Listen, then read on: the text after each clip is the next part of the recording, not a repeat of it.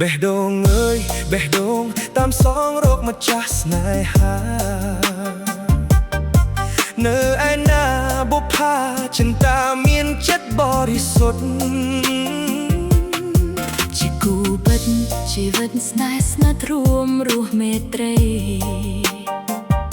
ជារាជិនីប្រចាំដួងចិត្ត